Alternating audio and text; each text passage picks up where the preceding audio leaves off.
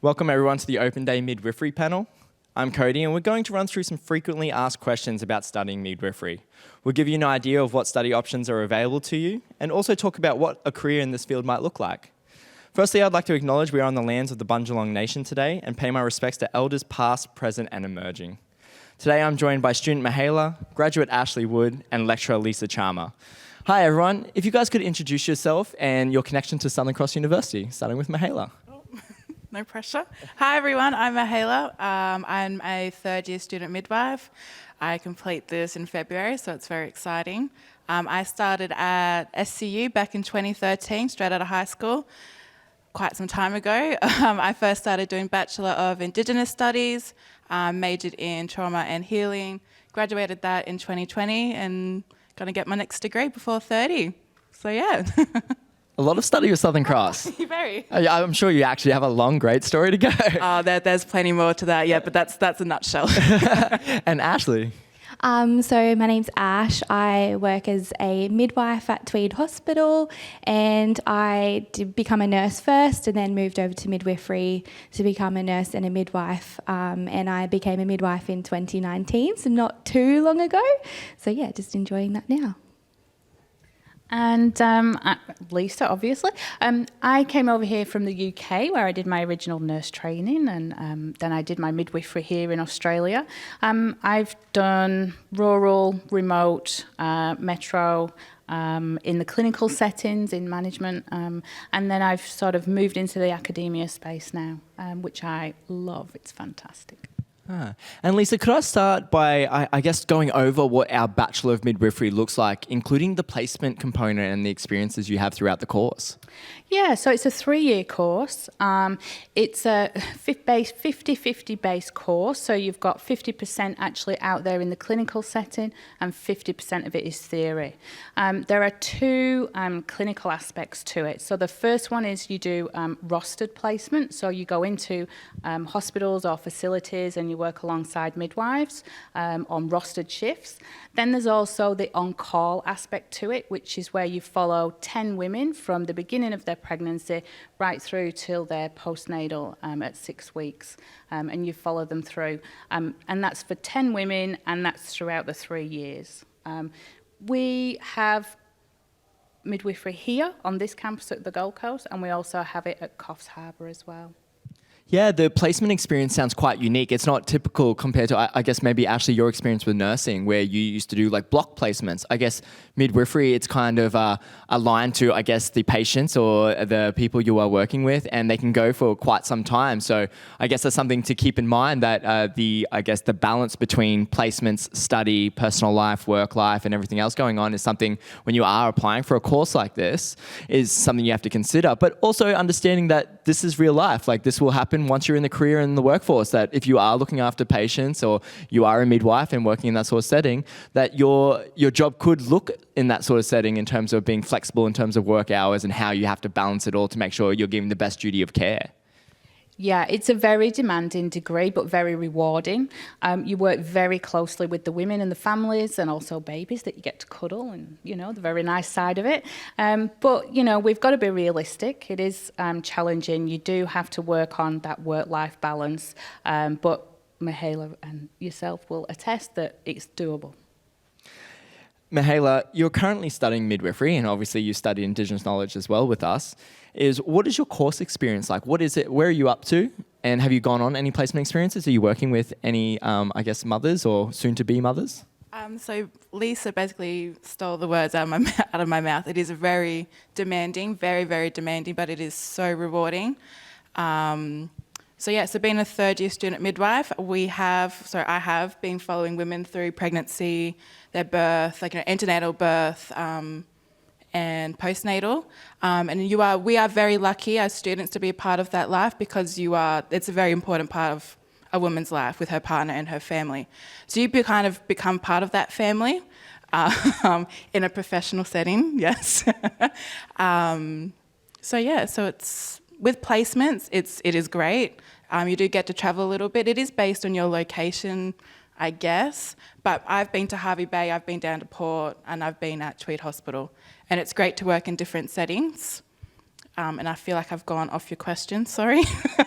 That's right. You answered it. We were more focusing on your experience and, and talking about experiences. Ashley, obviously you've graduated. Well, you studied nursing and midwifery. What has your work setting looked like? And was there any sort of experiences throughout your degree that really cemented what you wanted to do? So definitely the 10 continuity women were my absolute favourite. I think that the biggest part of midwifery is that you do get to provide amazing women-centred care. And these women are coming from all different walks of life. So, I've had one of my continuity women was a young female, and then I've had other women who are older and, at different stages in their life. And that was probably something that was my favourite part about it. And the thing that I enjoyed the most, because like Mahalia said, you get to make connections with people that you probably would never have met, and you do become a part of their family in a way. And sorry, what was that other part of the question? Yeah, sorry. No, we were more really focusing on what, like your experiences. Did they really cement you where you wanted to go? So right now, what are you doing as work? So I work as a registered nurse in the emergency department, and then also as a midwife at Tweed Hospital as well. And as a nurse, it's interesting because I do get to bring my midwifery skills into that, because I have work as a resource person for the registered nurses within the emergency department, and I provide them with, a pathway of how a woman who presents to the emergency department should be cared for when they are pregnant, postpartum, or even in the early stages of their pregnancy. So that's a really great opportunity. And then I get to work on the postnatal ward and in birth suite and the antenatal clinic occasionally as well. So I guess there's just so many aspects to midwifery. You don't have to be into one particular box. You get to kind of branch out and be in all different areas. You definitely don't have to be kind of in one specific area. Sounds like you like working with babies. Yes, yeah, babies. In every way, as a nurse or as a midwife. I think that's fantastic. And Lisa, midwifery only allows traditionally a small cohort compared to most courses. And obviously it comes down to those real strong placement experiences, and it requires a lot of community members to be involved.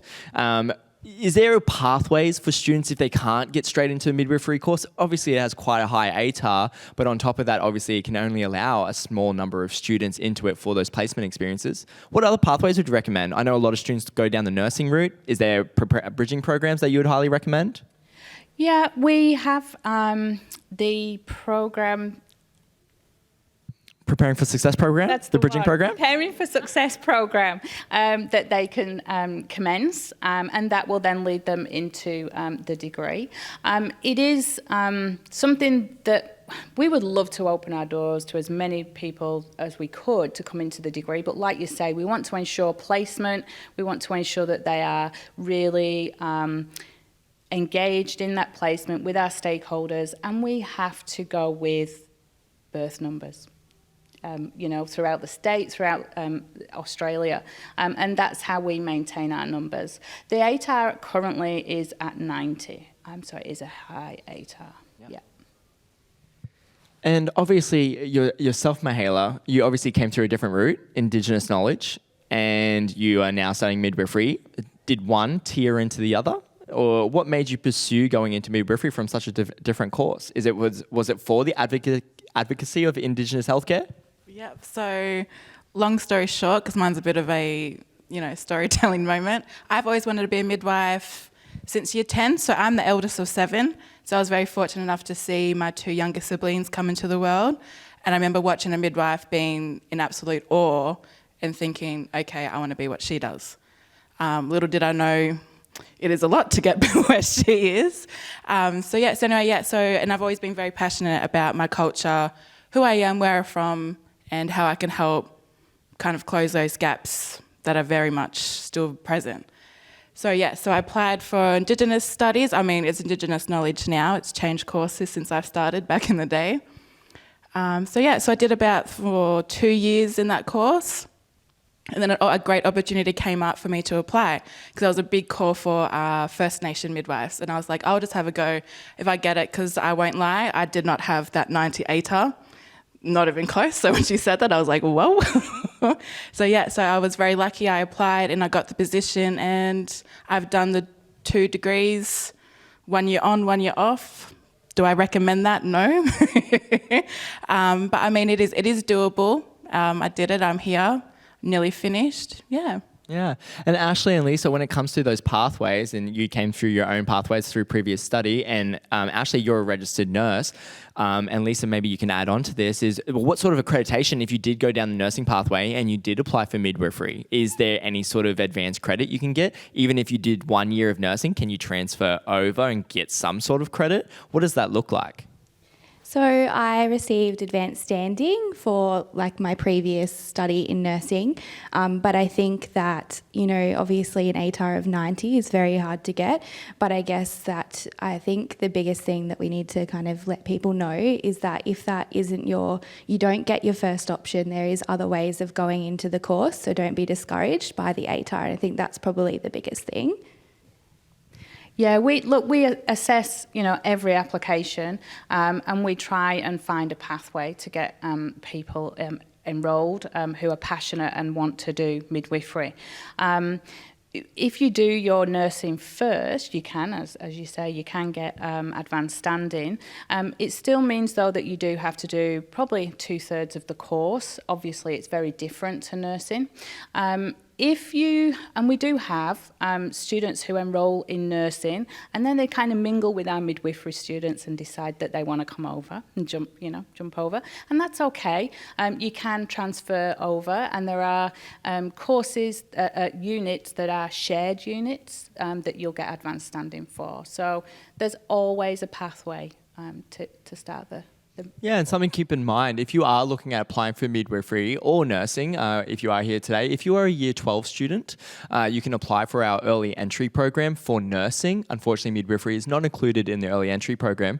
However, if you're applying for midwifery and you're a mature age student or a school leaver, you can actually apply directly to our university fee-free. You do not need to go through UAC or QTAC.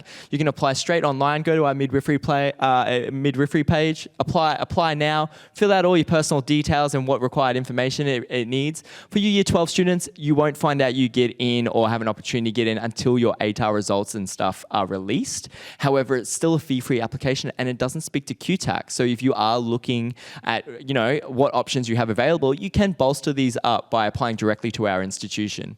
Alternatively, look at our nursing program. It's a fantastic bridging program in a way where you can at least do 1 year of nursing and get accredited as an AIN. So you can start working in the industry in hospital settings. Although it's a completely different job, it still has like for like, I guess, values in terms of, I guess, nurturing, being a supporting person, as well as obviously being in that hospital setting and gaining fundamental core work skills at the same time. So I've just got one more question before we throw it out to the audience is there any advice that you guys would pass on to any potential student?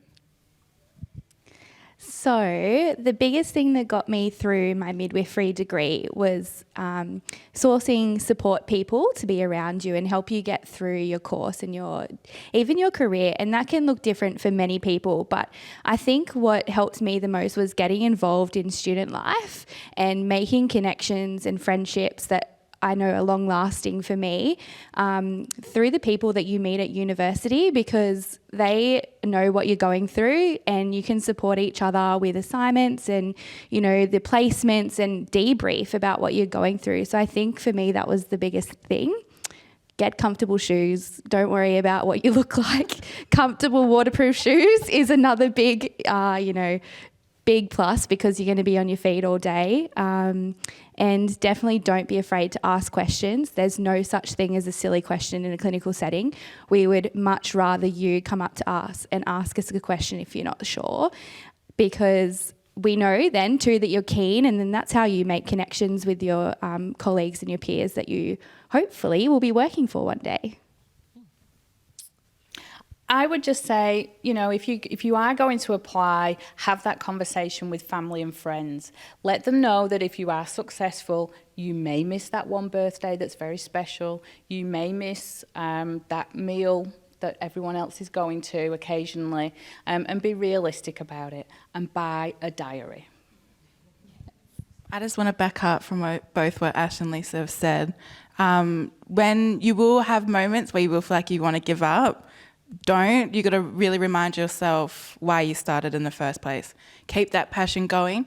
Journaling is one of the best advice. I've got about 4 journals going. It's full on. But yes, you do miss out on these family events, on these special birthdays, on, your friend's wedding or going out one weekend because you're on that 12-hour night shift instead. But then in saying that, though, then you might work with this amazing midwife who then has a beautiful birth. Like, you know what I mean? It all pays off, I promise. And you do meet some really amazing women in your cohort. And they are lifelong friends. You can't get rid of them. You spend so many hours with them in your life that's just, you kind of bonded through those 3 a.m. Zoom calls that you make because you're doing essays together. And snacks. I tell you what, Coles and Woolworths and those snack runs will be your best friend. But please don't give up. Always remember why you started and keep that passion going. And there's always people here to support you. Lisa's great. And there's support services around, but yes. I really do highly recommend while you're here today is do a travel around the campus and check out those health wards, especially the midwifery ward. I go there for the view, not so much for the clinical bathtub setting and everything like that, but the simulations and everything that are available for those students for their practical hands-on learning skills. Like, I think they are phenomenal and the best experience you can have before working with a real life patient. And I highly recommend do a lap around the campus. Something really unique about this campus, it is 24/7. So if you are someone who wants to separate their home life and their uni life, we got free parking here. I have definitely utilized these facilities, been here, rock up at 9 a.m, had an assignment due, chose not to leave until it was due, leave at 2 a.m. We've all done it. It's not my proudest part of my university experience, but there are times where you do need those facilities to really kind of cement your focus and everything. And I'm sure you guys have all been in a similar situation. We've got about 5 minutes left, and we would love to throw it out to the audience about any questions you'd love to have about midwifery or pathways or other courses that might be suitable for you to gain entry. Does anyone have any questions? Could we go to the midwifery area after this? Is it open? Yeah, we are running It tours. is, yeah. Join in for our campus tours. They're going through all the facilities today. The midwifery facilities are literally set up like a clinical, a hospital setting or a birthing suite setting. Our panelists are going to hang around for an extra 15 minutes afterwards. So if you do have questions more one-on-one and would like them answered, especially obviously with Lisa joining us here today, feel free to talk to her one-on-one and be able to answer those questions. We do have our client services team here who do organizing of all our timetables and placement experiences and everything. They can go over all those course options for you as well. Thank you so much for joining us here today. If there is any unanswered questions or you do come up with questions anytime after today, call our Future Students team. You can reach them on 1-800-626-481 or you can email futurestudents@scu.edu.au. But make the most of today. Talk to our panelists who are all here and who have heaps of experience. We're more than happy to answer your questions. Thank you for joining us.